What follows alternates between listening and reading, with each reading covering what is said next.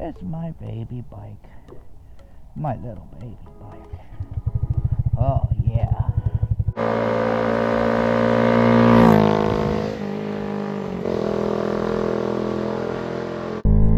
Shoo! What up, fellas? And lady fellas? You're all fellas. It doesn't matter if you're a boy or a girl. You're a fella. What up? What up, homie? I got a question. At what point do ladies become gals? Like, I'm gonna go out with the gals. Like, that's never something young ladies say. They say, I'm gonna go out with the girls. At what point does one girl become one gal? Good question. So yesterday, my shift lever was hecka freaking loose. Like, I'm talking, it was like into here, and it was like wiggling around. I didn't like that very much, for obvious reasons. So I tightened it back to like here, and now it disengages hella fast. Look, it's right there. I don't know if I like that. So I definitely will be investing in some shouties, AVS or ASV or whatever the hell it's called. For one reason, they're cool as heck, and for two reasons, they're cool as heck. Cooler than heck. Cooler than a cool breeze on a hot day, baby. Yeah. I am looking into getting a new job, y'all. If you've been following me for a little while, you'd know that I drive a school bus. Yeah. I love driving a school bus. You know, it's fun. It's easy. You know, I get to chit-chat with the next generation of children, of leaders of America. Now, this does not have anything to do with a week or two ago, whenever I posted that video. It could have been a couple days ago that I posted it, where I was accused of saying something homophobic. Okay. That is irrelevant. It has nothing to do with that. This is something I've been thinking about doing for a while, because driving school bus does not pay a lot of money, and money's good. The root of the issue here is that I need insurance, and yeah, I can get insurance through Teamsters, freaking crooks. They take $60 out of, or actually 70 something now, out of my paycheck every month for nothing. I don't get any bennies out of that. So now that's just for school bus driver. That's not for office. That's not for maintenance. Just for the driving.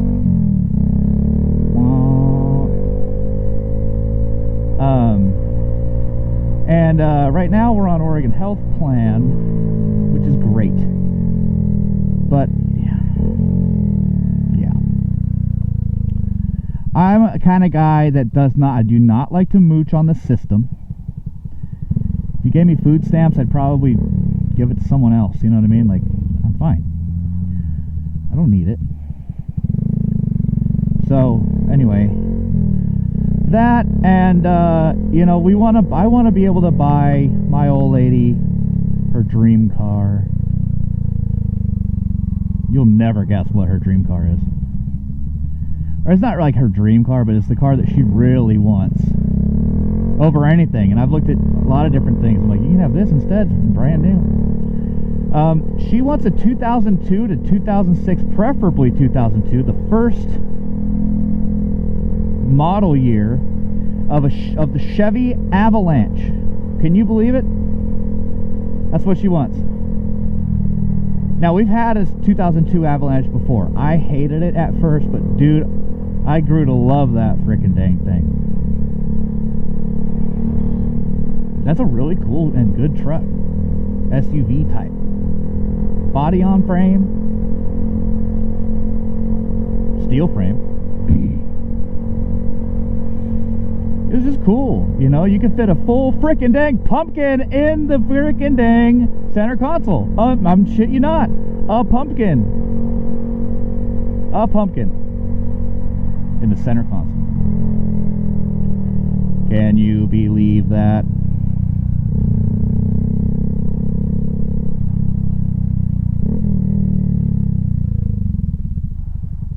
Someone's got to go here. There we go.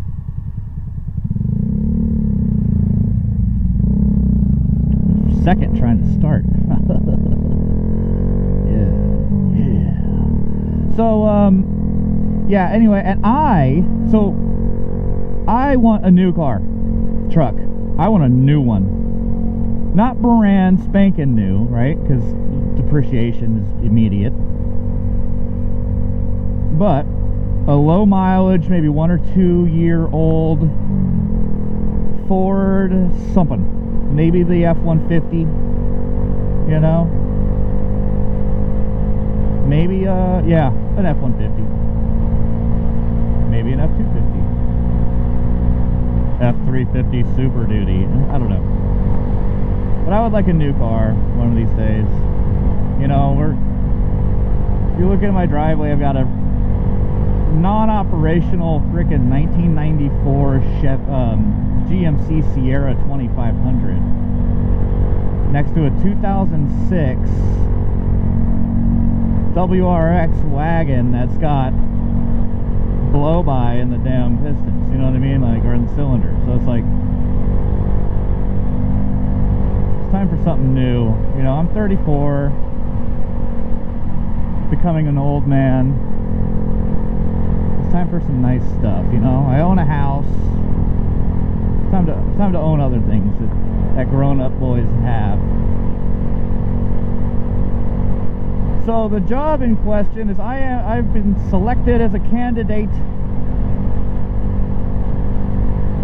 for the TIC position, technician in charge, basically the maintenance manager of those school buses. Makes it easier for me, makes it easier for them to hire because it's an internal hire. You know, you're not going to have to background check me. You're not going to have to get me a CDL. I'm already CDL Class A. Obviously, I have my endorsements. We're good to go. You don't have to drug test me. You know, straight. References, ask my freaking menager. You know? Behold my resume. So, I was competing against a guy, which I think they're going to go in my direction rather than his. I was competing with this guy, also Marine Corps, but reserve. And yes, there is a huge difference between an active duty service member and a reserve service member. You cannot convince me otherwise.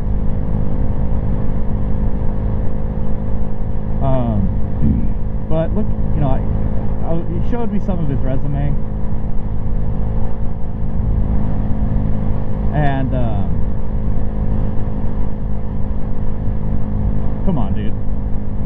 Like, you know, the bulk of it was okay. I mean, it was really crass, well, poorly put together.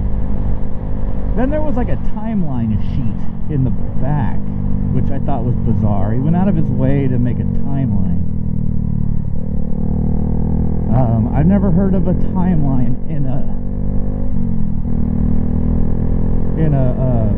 resume. I mean, the resume is a timeline going back about 10 years. You know what I mean? So this was bizarre. And I'm not talking like, you know, it wasn't a lateral, it was a vertical, and it was not just like, here's my skills and whatever. It was, this year I did this, and it went like this. This year I went to United States Marine Corps boot camp, MCRD San Diego. After that, it said, this year, this time, I went Marine Corps combat training, which you're not special. Every Marine and their mom went through there. And then it was MOS school, and then it was duty station. It was all this. It's like that information is irrelevant. That's not pertinent information. When you're writing out your resume, it's really quite simple. You know, yeah, sell yourself, but not, you know, it's very easy it's very obvious to spot someone that might be a little dumb just based on their resume, because they try to upsell the crap out of themselves, and it just makes them look dumb. So, you know, look, let's say you're getting a job at your local car auto shop, right?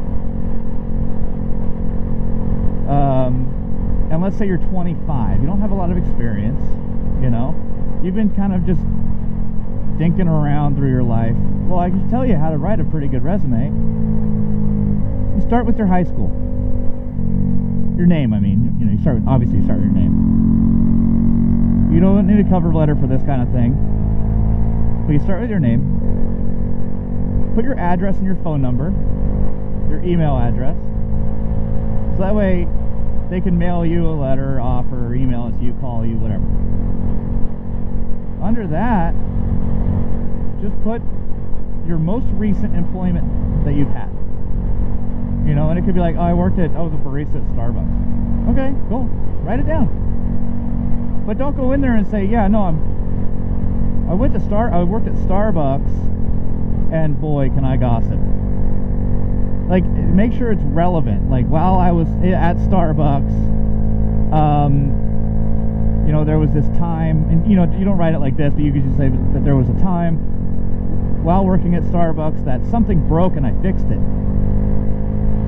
That shows them that, hey, this guy might have a freaking mechanically inclined brain. You might just think, you don't need to know anything. You can walk in, but show that you want to know, and that you want to learn, and you can learn, and you can retain the information, and you can critically think critically. They're going to be like, yo, dude, this guy's dope. Get him. Because I would rather have someone who has no idea what they're looking at, but can learn, versus someone who does know, but is dumb and can't learn. Does that make sense? And then off to the side, you can get all these templates in Google Docs. Off to the side, I like the skills section. So for me, I wrote, you know, that I'm able to understand and read and understand DC voltage and AC voltage. I can read and understand schematics, both mechanical and electrical. I can,